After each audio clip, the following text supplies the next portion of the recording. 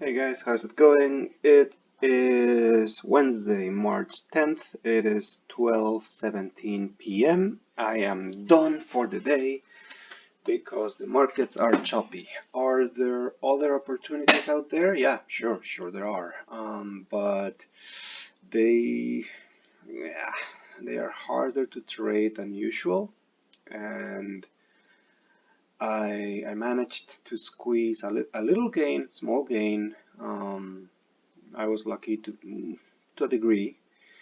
So you know what? I'm just gonna quit while I'm ahead, and uh, and yeah, maybe take a look at the market, see what it's doing. But yeah, I'm not going to be trading anymore.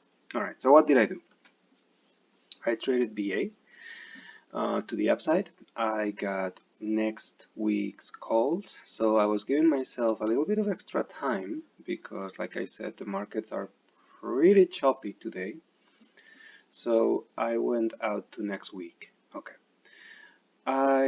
Sorry, this isn't the 3 minute. I was using the 5 minute candles to get in. And I went in right at the beginning of this candle. Okay?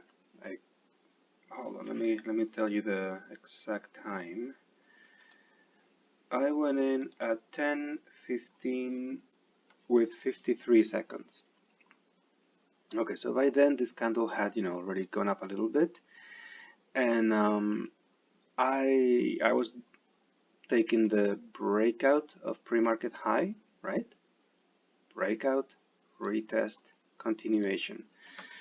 But I'm not happy. I'm not happy with this entry because well, the markets were like they were. They were very choppy, and yeah, right when I went in, hold on, let me make sure it was.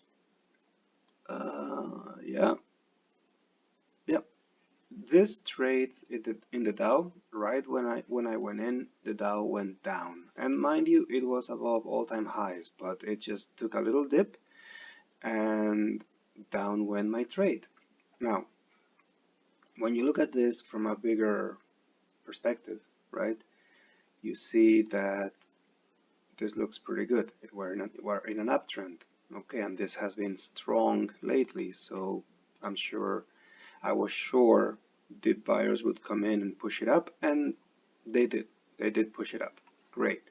So even though my entry was so-so and the trade started off with a dip, I had time to wait it out because it was, again, next week's calls, and and I didn't have a huge position, right? Because again, in this market, I do not want to risk too much. So yeah, I could stomach this, no problem. It went back up. It had a little bit of an issue breaking through this level, which was the day high, right? The high of the day broke down. Tried to break it again, and I went out here at 11:31 with 20 some seconds. So by the time I went out, I believe, hold on, let me check. 11:31, eh? Yeah, so yeah, like this candle, when I went out, the price was falling below this level, right? The price was falling below this level, and again, the markets were choppy. I didn't trust it at all, so I got out. I got out for a very small gain, 7.95%, right?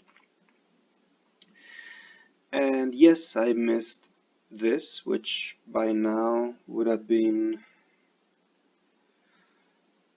yeah, actually like my 30%, which is pretty much my usual objective. But guys, I was safe. Yeah, of course it hurts to see that right after I get out, things go up, right? But I am just happy that I played it safe because, again, this was not a great entry. This trade started off on the wrong foot, and trades that start off sideways don't tend to recover and do really well. In fact, quite the opposite. So yeah, by the time we managed to, like peek our head above the water, I just got out. I got out, I took my gain, and I called it a day. There are times when it's best not to trade, and I mean, yeah, there are plays today, but looking at the market, looking at the number of potential plays that I had lined up this morning and how none of them worked out, I think today's a day to just go play golf, like go run errands, just don't trade, right? Today's a day to be safe. Um, okay, having said that, having talked about my trade of the day, I want to talk about the SPY first, and I don't want to say that, oh, I told you so, but I mean, when things happen, it's just magic, all right? So I've been saying for a very long time that we're in a downtrend, decreasing highs, right? Decreasing lows. I said yesterday that if you wanted to argue that the downtrend was over because we broke the day before yesterday's highs, you could, but I still wanted to break this high before I said that the trend was officially over, okay? I wanted to break this high, 390 with 92 cents. Okay, 390 with 92 cents. Let's look at this SPY intraday. It went up to 390 with 92 cents, and then it just collapsed to the support, right? I mean, you can't make this up. You can't make this up. Yes, the stimulus passed. Yes, like people got excited about it, but technical analysis is there for a reason. It's not 100% correct, but it allows you to dodge bullets, right? Now, for all we know, we might pick up from here and go straight to 394. I don't know, right? But it is very meaningful that as soon as we touch this level, that happens to be the exact precise level that I wanted to break before I said the downtrend was over, to the cent, right? As soon as we hit it, we went right back down to support, And I mean, like when you look at it in the daily, I mean, this support is like yeah, like about $2 plus below, right? So yeah, I mean, it pays to be safe. It really does. Right now, I traded BA because I traded BA, and BA trades in the Dow, right? When you look at the Dow in the daily, this is very strong, right? And today we broke above pre-market high, sorry, about above all-time highs, right? By the time I went in, I said I went in at what, 10, 11, something like that. Sorry, I went in at 10, 15, 54, right? So, right. By the time I went in, the Dow seemed like, okay, the Dow had lost the all-time highs, but it was bouncing off of VWAP, which is good, right? But tell me if this looks like a shoulder, head, shoulder, right? Yeah, like this looked not good for longs. I held because the bigger picture again looked okay, and because again we are like right below all-time highs. But yeah, the market was so choppy today, right? So every inch that BA gained to the upside was very hard fought. And even now, see how the Dow is just going sideways, right? So yeah, there's no, even if the patterns are there and they work out to a degree, there's very little follow through, right? Um, Yeah, so anyway, that's that for the indexes and the. Oh, well, actually, let's talk about the Nasdaq really quick. What happened with the Nasdaq? Let's see. Well, the Nasdaq is still in a downtrend. High, high, high, low, low, right? This is a downtrend. And we are having trouble with this level, right? Which is a resistance. Um, so how does this translate into, how does it translate into, like day trading? Well, we gapped up a little bit, which is great, right? But as soon as we gapped up, we have been trading down, right? We lost this level. We tried to reclaim it, we couldn't, and now it looks like, just my opinion, it looks like we're gonna go down from here. So if anything, it's a time to put on shorts in the technology sector, right? But I'm not gonna do it because again the markets are very choppy today. Oh wow, look at it, look at it. Yeah, it just turned red for the day. Okay. Now, some plays that I was looking at today. DKNG. DKNG. I mean, this trades in the Nasdaq, and the Nasdaq is going down, but this wants to go up. While it was a good, it had potential. The pattern that I like, which is breakout, retest, continuation, never showed up because this retracement never really went as far down as it should have, right? And also, if the index is going one way and the stock is going another, I usually don't like the play. I usually pass. I like my trades to be aligned with whatever index they trade in. Nvidia. I mean the again, this is a technology play. The Nasdaq gapped up. I was looking to see if I could do the breakout, retest, continuation, but here the momentum wasn't there, the volume was decreasing, didn't take it, and I'm just I'm just very grateful that I respected my system, right? My system told me not to go in, and I avoided all of this. Let's look at Roku, for instance. At one point, I was looking at it. Oh my God, look at that. Breakout of the pre-market highs, retest, there's no continuation, boom. So that's why waiting for continuation pays, right? Let's look at Square. I traded Square yesterday. Oh my God, look at that. Breakout of the pre-market highs, retest. Where's the continuation? Nowhere. Boom, we fall, right? So that's why, I mean, psychologically, it is very tempting to go in at support, right? We get the breakout, we get the retest, and we assume that it's gonna go up, right?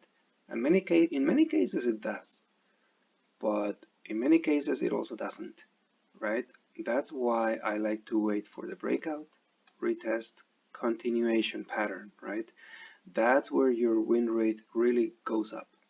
And I, yeah, like my latest trades, that pattern that I told you guys to the upside, breakout, retest, continuation, I have an 88.89% win rate, right?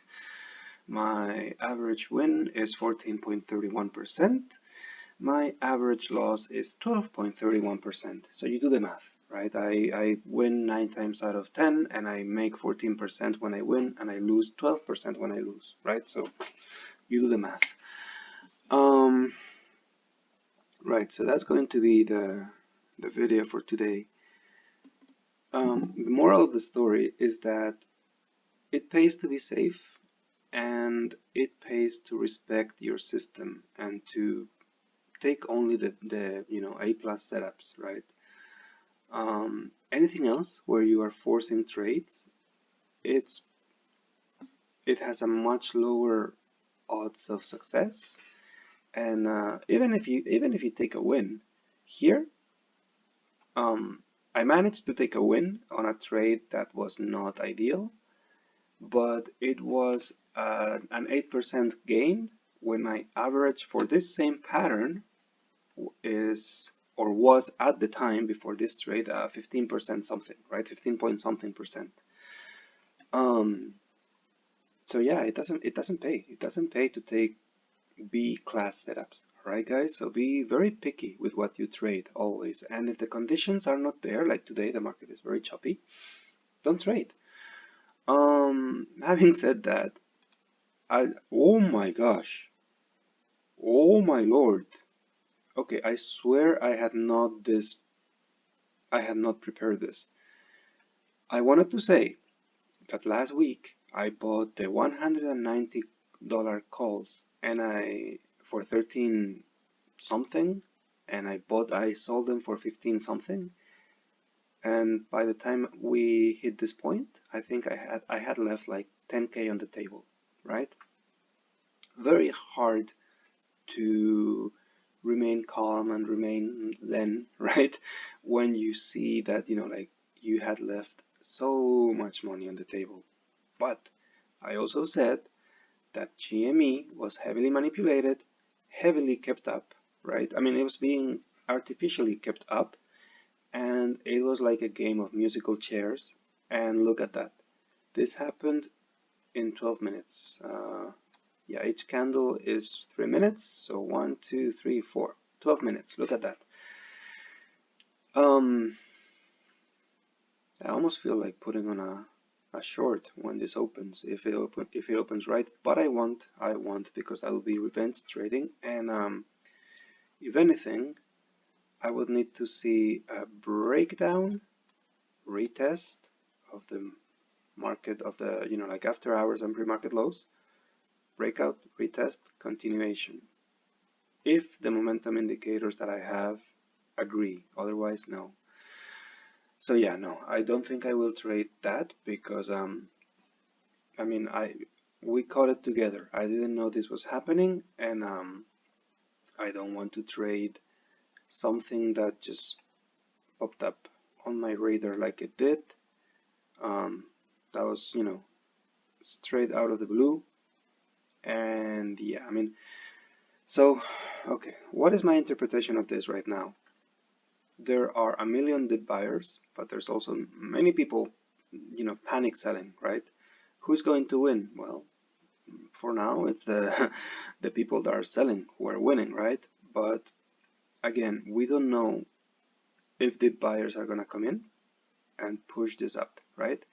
That's why I like to wait for the retest of this level, and then at this level, see what happens. See if dip buyers are gonna, win the day and this is gonna keep going up, in which case I wouldn't touch it, or see if my, like in this case, my friends, the bears, are waiting here, ready to slam this down, right? And yeah, like in this case, I would wait for the breakdown, retest, continuation, but in this particular case, I don't want to trade it because again, it came out of, like out of nowhere. I'm not ready for this, and even though I know what my pattern would require me to do, I wasn't planning on trading this, so I'm not gonna do it. And also, it's being halted, right? Who knows? Who knows what's gonna happen? And also, it's manipulated, so yeah, I don't want to trade it. Alright guys, sorry for that. That was a long video, one of my longest yet. And yeah, good stuff guys. Remember to always be safe. I hope you found value in this video, and I will talk to you tomorrow, okay? Alright, have a good one. Bye.